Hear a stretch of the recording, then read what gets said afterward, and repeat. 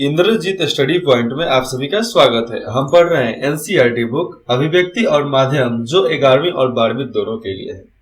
तो चलिए आज शुरुआत करते हैं अध्याय 13, नए और अप्रत्याशित विषयों पर लेखन। जिसमें नया और हमारे लिए अप्रत्याशित क्या है, उस जैसे विषयों पर लेखन कैसे लिखा जा सकता है। तो इस पार्ट में हम जानेंगे क्या है अप्रत्याशित विषयों पर लेखन। नया तो सब जानते हैं, अप्रत्याशित क्या होता है और क्या हो सकती है इसकी कोई तकनीक और कैसे करें इसकी तैयारी।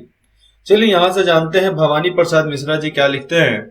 जिस तरह हम बोलते हैं उस तरह तू लिख, मतलब जिस तरह मैं बोलूं उस तरह तू लिख, और इसके बाद भी हमसे बड़ा तो दिख।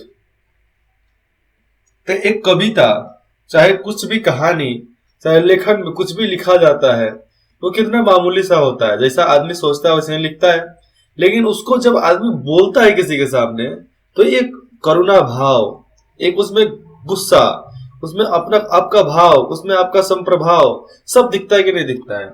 वैसे ही बोलता है कि जो मेरे मन में आता है मैं लिख देता हूं, लेकिन उसका भाव बहुत बड़ा दिखता है, बहुत बड़ा। तो हिंदी कवि, ये हिंदी कवि थे।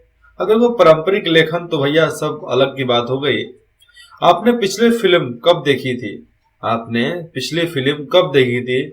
इसको पढ़ने के पहले मैं एक फिल्म देख चुका था क्योंकि उसकी जरूरत थी। शायद हफ्ते भर पहले देखी हो, शायद मतलब शायद हफ्ता भर लगा हो, उसके पहले आपने देखा हो शायद, चाहे महीने भर पहले, हफ्ते भर पहले या महीने भर पहले। देखने के बाद फिल्म के बारे में दोस्तों से बातचीत जरूरी हो जाएगी।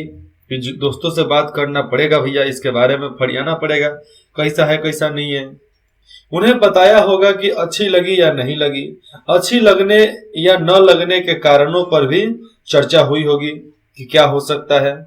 अब सोचिए कि क्या उस फिल्म के बारे में आपके ख्याल में, जो भी फिल्म आपने देखा, तो अपने ख्याल को आप एक व्यवस्थित लेखन की शक्ल दे सकते हैं। मतलब जो भी फिल्म आप देखें, क्या उसको लिख सकते हैं, शब्दों में बयान कर सकते हैं। अगर आपने फिल्म सिनेमा घर में देखी हो तो उस सिनेमा घर का माहौल आपके जहन में होगा। टिकट खिड़की पर लगी लाइन, उस लाइन में चलने वाली बतकही और ठेलम ठेल खाने पीने की चीजों से जगमगाते काउंटर। आओ अब आगे है, तो आगे की संभावित फिल्मों के चित्ताकर्षकता पोस्टर, जो सामने आपको चित्तकर्षकता पोस्टर आपको सामने दिखती है। सिनेमा घर की लंबी की अपनी खास महक वगैरह वगैरह, ये सब आप लिख सकते हैं। जैसे मैं आपने लाइन में खड़ा रहा टिकट के लिए, सिनेमा घर में क्या माहौल हुए करते थे, वो बातचीत लाइन में खड़ा होकर, ठेलम ठेल और भी बहुत सारे बात, काउंटर खाने पीने वाला एकदम सेट हो, पोस्टर एकदम अच्छा दिखता हो, और जो सिनेमा घर का अंदर का हॉल होता है जिसको लॉम्बी बोलते हैं, लॉम्बी, तो खास महक उसमें, उसका वगैरह वगैरह और सारी बात, कितनी कुर्सियां हैं, कितने पंखे हैं, एसी है वगैरह वगैरह, ये सब। तो क्या आप स्मृति और अनुभव में बसे उस सिनेमा घर को शब्दों के सहारे पन्नों पर उकेर सकते हैं? जो भी आपने देखा, क्या शब्दों के रूप में उसे आप पन्नों पर लिख सकते हैं, हाँ या ना? अब देखो, अप्रत्याशित विषयों पर लेखन कम समय में अपने विचारों को संकलित कर उन्हें सुंदर और सुगढ़ ढंग, मतलब सुंदर और बहुत अच्छा ढंग से अभिव्यक्त करने की चुनौती ही, उसी को बोलते हैं अप्रत्याशित विषय। अप्रत्याशित मतलब एकदम कम समय में सुंदर और सुघड़ ढंग से, बहुत अच्छे ढंग से एक कविता या नाटक लेखक लिख दो, तो उसी को अप्रत्याशित बोलते हैं। आपने आज सुबह का अखबार देखा होगा, देखा है कि नहीं देखा है? मैं नहीं देख पाया हूं अभी। पूरा न भी देखा हो तो कम से कम खास खबरों पर एक नजर दौड़ाई होगी कि हाँ भैया क्या हो सकता है। हाँ, क्योंकि हमारे पास इंटरनेट तो भी बंद है, तो इसलिए मुझे मिल नहीं सकता। उन खबरों को देखते हुए अपने समय और समाज की जो तस्वीर आपके मन में बनती है, क्या उसे आप एक लेख के व्यक्त कर सकते हैं, मतलब लिख कर उसका व्यक्त कर सकते हैं। जो भी आप तस्वीर देखते हैं, आपके मन में जो भी बनता है, क्या आप उसको लिख कर दूसरे के सामने व्यक्त कर सकते हैं, हाँ या ना? आगे देखिए, कहने की जरूरत नहीं है कि लेख की शक्ल देना, मतलब कहने की यहाँ पर जरूरत नहीं बनती कि लिखने की शक्ल दे डालो, लिख डालो, वैसे वैसे उसे शब्दों के सहारे पन्नों पर उकेरना, मतलब कि पन्नों पर लिखना, यह सब ज्यादातर लोगों के लिए खास मुश्किल काम है, बहुत ज्यादा मुश्किल काम है। लेकिन जो लोग करते हैं उनके लिए बहुत आसान काम है। जिन विचारों को कह डालना हमारे लिए कतई कठिन नहीं होता है, कतई कठिन नहीं होता है, और उन्हें लिख डालने का नियंत्रण जो ये निमंत्रण चुनौती का होता है ना, लिख डालने का, तो लिख डालने का निमंत्रण एक चुनौती की तरह लगने लगता है। अरे मैं लिख पाऊंगा कि नहीं लिख पाऊंगा? ऐसा क्यों होता है? होने को इसके अनगिनत कारण हो सकते हैं, बहुत सारे कारण हो सकते हैं, पर एक कारण हमारे काम का है, जानते हैं कौन है? और वह है कि हम में से ज्यादातर लोग आत्मनिर्भर होकर लिखित रूप में अभिव्यक्ति का अभ्यास ही नहीं करते।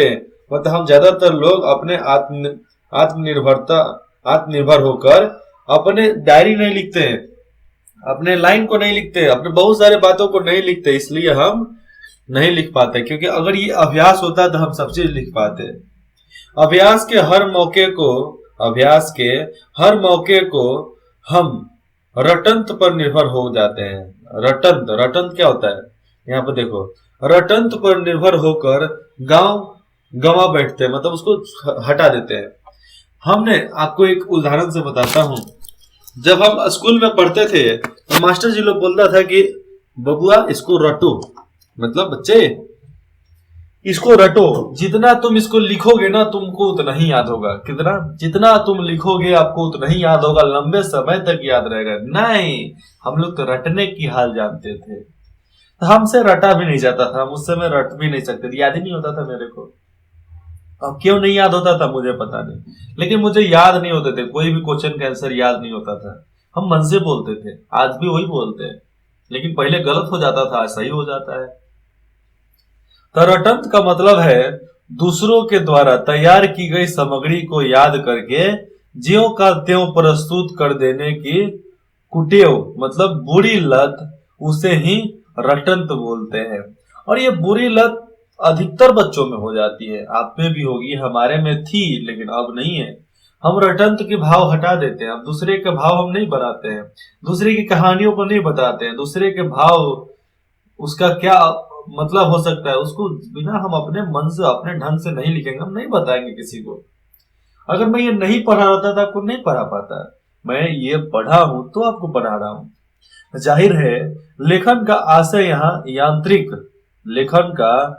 यहाँ पर है यांत्रिक हस्त कौशल से नहीं है। मतलब लेखन का यहाँ पर जो मतलब होता है, आपसे लगाव जो होता है, ये आंतरिक हस्त कौशल से नहीं है, आपके कौशल से नहीं है, आपके भाव से है, आपके अनुभव से है, आपके जिज्ञासा से है। और जिज्ञासा किसी लड़की का नाम नहीं है भी, लेकिन वहां पे ये नहीं, जिज्ञासा आपकी इच्छा से, समझे? अगर इच्छा शक्ति का इस्तेमाल करके आप कुछ भी लिखना चाहो ना तो आप कुछ भी कर सकते हो, लेकिन डर गए तो कुछ नहीं कर सकते। उसका आशय भाषा के सहारे, मतलब उसका आशय भाषा के सहारे किसी चीज पर विचार करने और उस विचार को व्याकरित, मतलब उसको लिख देना, व्याकरणिक शुद्धता के साथ सुसंगठित रूप से अभिव्यक्त करने से है। मतलब उसको व्याकरण के शुद्धिकरण के वजह से भी, चाहे उसके साथ भी शुद्ध आप उसको लिख सकते हैं। और कभी कभी ये भी डर लगता है कि हम व्याकरण द्वारा, मतलब जिस तरह हिंदी में सब शब्द लिखे जाते हैं उस तरह हम नहीं लिख पाएंगे। कोई जरूरत नहीं है कि आप वैसा लिखो, आप केवल लिखो, आप व्याकरण मत सुधारो, केवल आप लिखो। याद रखें, भाषा विचारों की अभिव्यक्ति का माध्यम ही नहीं, भाषा विचारों की अभिव्यक्ति का माध्यम ही नहीं, स्वयं विचार करने का साधन भी है। मतलब स्वयं बात विचार करने का साधन भी है भाषा। विचार करने और उसे व्यक्त करने की प्रक्रिया निबंध के परिचित विषयों के साथ आमतौर पर घटित नहीं हो पाती है। यहाँ पर दिया जा रहा है कि अपने विचारों को आप किसी के सामने व्यक्त करते हैं, चाहे बोलते हैं, तो एक तरीके से प्रतिक्रिया निबंध के चिर परिचित विषयों के साथ आमतौर पर घटित नहीं हो पाती है। आप अगर किसी भी चीज को कहीं लिखते हो तो कोई जरूरत थोड़ी कि आप कुछ अलग कर रहे हो, आप वही करते हो, अपने विचार को लिखते हो, अपने अंदर को जानने की शक्ति रखते हो, अपने आप को जान पाते हो लिखते लिखते। इसके लिए आप लिखो, लिखो, मैं बोलूंगा लिखो। इसका कारण यह है कि उन पर तैयार शुदा सामग्री प्रचुर मात्रा में उपलब्ध रहती है। अगर आप लिखना चालू कर दोगे ना तो आपके विचारों पे तैयार शुदा सामग्री हमेशा एकदम प्रचुर मात्रा बहुत ज्यादा होती है, और हम कुछ नया सोचने लिखने की जहमत उठाने के बजाय उसी सामग्री पर निर्भर हो जाते हैं। अगर हम किसी का छाप देंगे तो हम नया कहां से लिखेंगे? तो छापो नहीं, नया लिखो, नया। अब कोई बोल सकता है सर नया कहां से लिखे? नया लिख सकते हो, हर लोग लिखता है मैं घर जाऊंगा, आप लिख सकते हो मैं पैदल घर जाऊंगा, मैं ट्रेन से घर जाऊंगा, मैं रोड पकड़ के घर जाऊंगा, मैं रोड पे से होते घर जाऊंगा, मैं दूसरे से लिफ्ट लेकर घर जाऊंगा। आप कुछ भी बोल सकते हो, लेकिन अब कब बोलोगे? कब बोलोगे? जब जानोगे तब ना बोलोगे। लेकिन जानोगे क्यों? जानने की क्या जरूरत है आपको? तो यही सब सवाल है जो मन से निकालना पड़ेगा। देखो, मन से जो लज्जा की भाव आती है ना, लाज शर्म का भाव अगर मन से निकल जाए तो बाकी सब कुछ किया जा सकता है। लाज शर्म कौन है बात का लाज शर्म होता है? लाज शर्म नाम का तो कोई शब्द ही नहीं होता, हमने तो बनाया है उसे। लज्जा क्या है? इंसान लंगा पैदा हुआ है, लंगा मरेगा, लज्जा क्या है इसमें? लज्जा है आपके गलत व्यवहार, लज्जा करना चाहिए आपके गलत व्यक्तित्व से, लज्जा करनी चाहिए अपनी गलत दृष्टि से। तो इस पर शर्म आप कर सकते हो। आगे देखिए, मौलिक प्रयास एवं अभ्यास को आप रोज के रोज प्रयास और अभ्यास करोगे तो बाधित करने वाली यह निर्भरता हमारे अंदर लिखित अभिव्यक्ति की क्षमता विकसित नहीं होने देगी। अगर रोज के रोज आप छापोगे तो आपके अंदर की जिज्ञासा जो है वो लिखित रूप में अभिव्यक्त की क्षमता विकसित नहीं होने देगी। लेकिन आप रोज के रोज प्रयास करते हो कि अपना कुछ लिखे, नया कुछ लिखे, रोज लिखे, तो आपके अंदर क्षमता जो है इतनी ज्यादा विकसित हो जाएगी, इतनी विकसित हो जाएगी कि आपका बराबरी जल्दी कोई नहीं कर सकता है, और जो आप लिखोगे उसकी बराबरी कोई करेगा भी नहीं करेगा।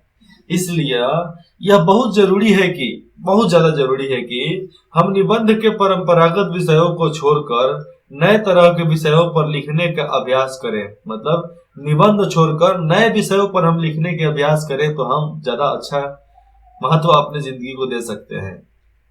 सबसे पहले तो रोज का रोज अपनी कहानी लिखो, रोज का रोज अपना एक डायरी लिखो, ठीक है? तभी समझ में आएगा कि हम कर क्या रहे हैं दिन भर में।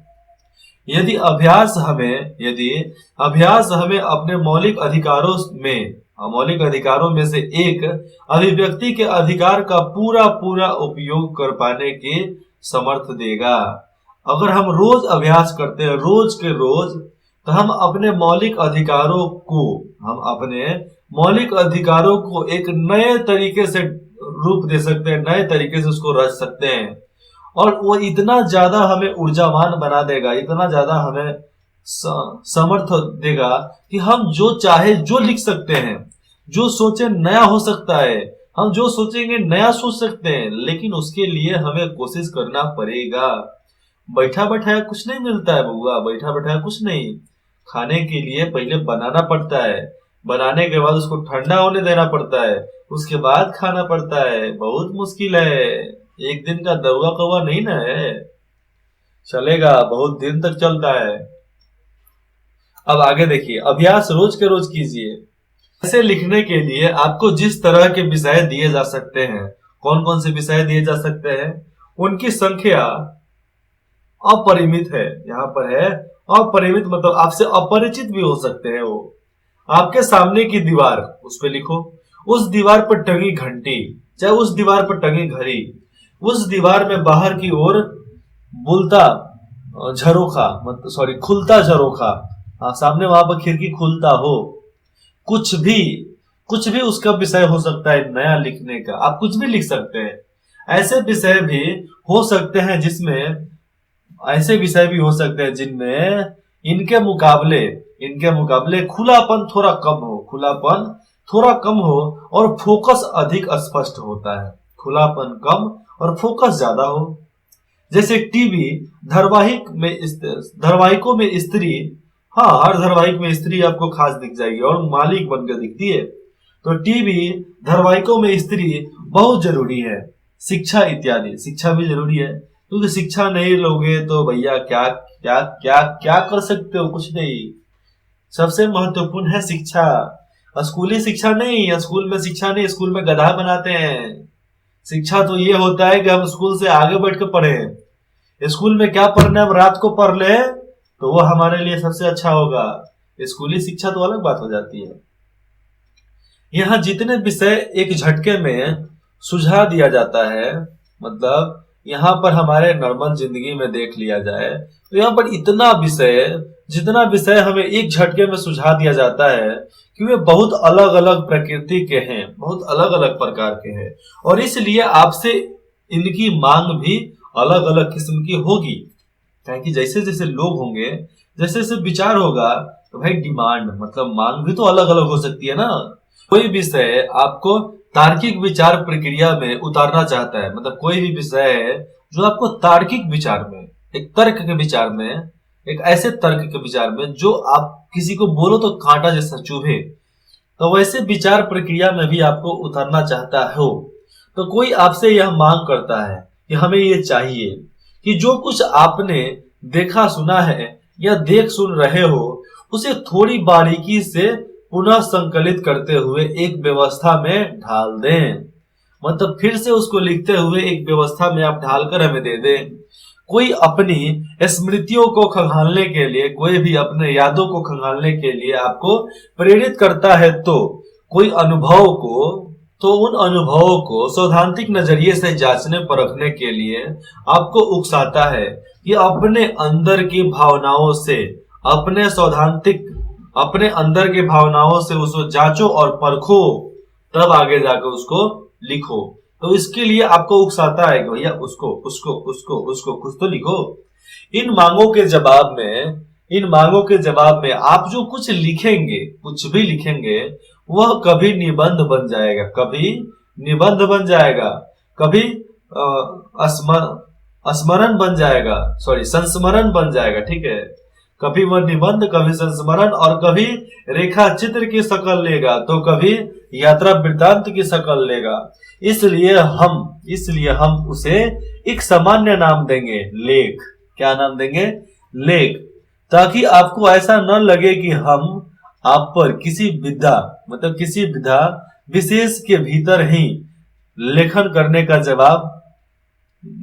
दबाव बना रहे हैं। मतलब यहाँ पर यह भी नहीं जताना है कि हम आप पे लेखन लिखने का कोई दबाव बना रहे हैं कि भैया आप लिख कर ही दो, ऐसा नहीं है।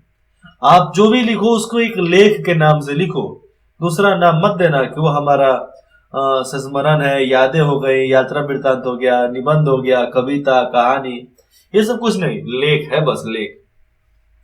अब सवाल है कि ऐसा लेख प्रस्तुत करने की चुनौती सामने हो तो क्या करना चाहिए, क्या कर सकते हैं? तो कहने की जरूरत नहीं है कि लिखने का कोई फॉर्मूला आज तक दुनिया में नहीं बना है। लिखने का कोई भी फॉर्मूला आज तक दुनिया में नहीं बना, ये बात सही नहीं है।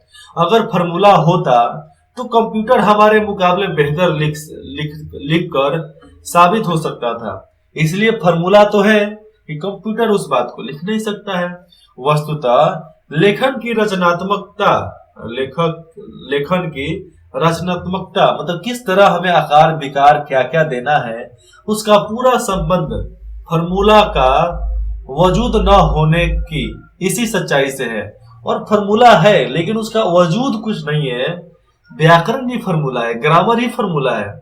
तो उसका वजूद ना होने की वजह से थोड़ा हो सकता है कि सच्चाई दब सकती है, इसे सच्चाई से है, ये सच्चाई को दबाया जा सकता है। लेकिन बहुत लोग फॉर्मूला पढ़ना ही नहीं चाहते ना। देखिए हमारा ही है, मुझे इंग्लिश सीखना है, मराठी सीखना है, पंजाबी सीखना है, हम व्याकरण सीख कर क्या करेंगे? हमें तो बोलना चाहिए ना, केवल बोलने आना चाहिए, लिखने से क्या फायदे? तो मैं बोलने के लिए सीखता हूँ, इसलिए मुझे ग्रामर की जरूरत नहीं है। लेकिन आपको लिखने के लिए सीखना है तो ग्रामर तो चाहिए भैया, ग्रामर चाहिए। आगे देखिए, इसके बावजूद यहाँ कुछ ऐसे सुझाव दिए जा सकते हैं जो अचानक सामने आए विषयों से मुखा मुखा मुखम होने में आपकी मदद कर सकता है। मतलब ऐसे सुझाव आपके सामने अचानक सामने आएगा कि आप उससे वाद विवाद मुखम मतलब मुंह से बात और उधर से वो बोलेगा, तो इसे वाद विवाद होने में मदद हो सकता है। आपके सुझाव, आपके सोचने की कला, आपकी सोचने की क्षमता, ये आपके मुखम के लिए, मुखम का मतलब आप कुछ और मत समझ लेना, तो मुखम के लिए मददगार हो सकती है। आगे देखते हैं। अव्वल तो यह ध्यान में रखें कि आप इस ध्यान में रख सकते हैं कि इस तरह के लेखन जो मुखामुखी वही चल रहा है ना अभी, इस तरह के लेखन विषय दो खंभों के बीच बंधी रस्सी की तरह नहीं होता, जिस पर चलते हुए हम एक कदम भी इधर उधर रखने का जोखिम नहीं उठा सकते हैं। हम चलते हुए कदम एक इधर से उधर रख भी नहीं सकते हैं, वह तो खुले मैदान की तरह होती है। मुखा जो होता है खुले मैदान की तरह होती है, कब कहां से क्या निकल जाए कोई नहीं जानता, जिसमें बेलाग दौड़ने, बेलाग मतलब बिना लगाम के दौड़ो, बेलाग यहाँ पर लगाम भी लिखा जा सकता था लेकिन नहीं लिखा गया है, तो जिसमें बेलाग दौड़ो, बिना लगाम के दौड़ो, कूदने और कुचलने भरने की छूट होती है। खूब कूदलो, खूब कुचलो, खूब करो, खूब मजे करो। दरअसल दिए गए विषयों के सहचर्य से, दिए गए जो विषय दिया गया उसके सहचर्य से जो भी सार्थक और सुसंगत विचार हमारे मन में आते हैं, जो भी सार्थक या सुसंगत विचार हमारे दिमाग में आते हैं, क्या आते हैं, उन्हें हम यहाँ इसी वक्त व्यक्त कर सकते हैं। हाँ, अपेक्षाकृत स्पष्ट फोकस वाले विषय मिलने पर मसलन टीवी धारावाहिकों में स्त्री इस विचार प्रवाह को थोड़ा नियंत्रित रखना पड़ता है, और इस विचार को थोड़ा नियंत्रित रखकर कुछ अलग सोचो। इन पर लिखते हुए विषयों में व्यक्त वस्तु स्थिति की हम अपेक्षा नहीं कर सकते हैं। कितना देर चलाना है, कितना देर नहीं, इस पर हम अपेक्षा ही नहीं कर सकते ना। आज देखो कोई भी सीरियल, कोई भी धारावाहिक, कोई भी टीवी का सीरियल हो गया, ठीक है, कितना देर चलता है, करीबन 500, 5000, 10,000 एपिसोड चले जाते हैं। जाते हैं कि नहीं जाते हैं? जाते हैं ना। हाँ, तो ऐसे ही चले जाते हैं। इसलिए बहुत खुलापन रखने वाले विषयों पर अगर हम शताधिक कोणों से विचार कर सकते हैं, सबको तरफ से विचार कर सकते हैं, तो उससे भिन्न किंचित केंद्रीय प्रकृति के विषयों पर विचार करने के कोण स्वाभाविक रूप से थोड़े कम होते हैं, लेकिन इतना तय है कि किसी भी विषय पर एक ही व्यक्ति के जहन में कई तरीकों से सोचने की प्रवृत्ति होती है। मतलब एक ही विषय पर आदमी कई तरीकों से सोच भी सकता है।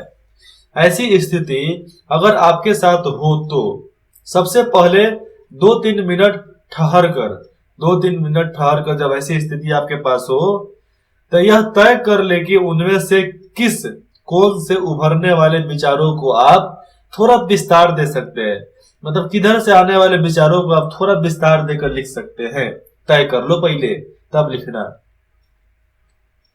यह तय करने के बाद आप एक आकर्षक सी शुरुआत का विचार कर सकते हैं। हाँ, ये ख्याल रहे कि वह शुरुआत आकर्षक होने के साथ साथ निर्वाह योग्य भी हो। मतलब वो ख्याल आकर्षक होने के साथ साथ निर्वाह योग्य भी हो। ऐसा न हो कि आगे आप जो कुछ कहना चाहते हैं, चाहे जो कुछ भी कह सकते हैं, उसे इस प्रस्थान के साथ सुसंबद्ध और सुसंगत रूप से पिरो पाना आपके लिए कोई मुश्किल ना होगा। यहाँ पर देखो, अगर आप उसको ध्यान से थोड़ा समझ के लिखते हो तब इतना अच्छा लिखोगे, इतना अच्छा रूप दे दोगे कि आपको सुसंबद्ध या सुसंगत लिखने से कोई आपको रोक नहीं सकता, आपको मुश्किल भी नहीं होगा उसमें। इसलिए शुरुआत से आगे बात कैसे सिलसिलेवार बढ़ेगी, मतलब शुरू से किए कैसे आगे बात सिलसिलेवार बढ़ेगी, ये भी तो जरूरी है ना। इसकी एक रूपरेखा आपके जहन में होना चाहिए। वस्तुतः सुसंबद्धता किसी भी तरह के लेखन का एक बुनियादी नियम है। सुसंबद्धता किसी भी लेखन के लिए एक बुनियादी नियम है। उसी के अनुसार लिखा भी जाता है। खास तौर से जब विषय पर विचार करने की चौहदियां बहुत सख्ती से तय न कर दी गई हो, मतलब यहाँ पर दिया जा रहा है कि क्या समझो, खास तौर से जब विषय पर विचार करने की चौहदियां चारों तरफ से बहुत सख्ती से तय न कर दी गई हो, उस पर तय नहीं किया कितना सख्ती करना है, तो उस सूरत में उस समय आप सुसंबद्धता बनाए रखने के लिए कोशिश करनी पड़ती है। यहाँ एक ढंग से मैं लिखूं और चौहदियां सख्ती से तय कर दी गई हो, चौहद्दी को अच्छे से तय कर दी गई हो, तब बाहरी आरोपित नुकसान की विचार प्रवाह में कमोवेश आंतरिक संबद्धता कायम कर देता है। जैसे में देखो, अगर चौहद्दी तय ना हो तो हम 1 लाइन 10 लाइन से हम 50 लाइन में लिख सकते हैं, लेकिन चौहद्दी है कि आपको 10 लाइन में लिखना है, हमारे सारे बात 10 लाइन में ही खत्म करना पड़ता है, हम ज्यादा नहीं पढ़ सकते हैं। कभी कभी होता है कि लेख इतना शब्दों में लिखना है, तो उस समय भैया आप लेख पढ़ाओगे तब ना कोई लेख लिखेगा। हमारे स्कूल की साफ फंडा मैं बताता हूँ, कोई हमें व्याकरण बताया नहीं ठीक से, व्याकरण पढ़ाया नहीं ठीक से, और आगे की बात कोई लेख लिखना, एप्लीकेशन लिखना सिखाया नहीं।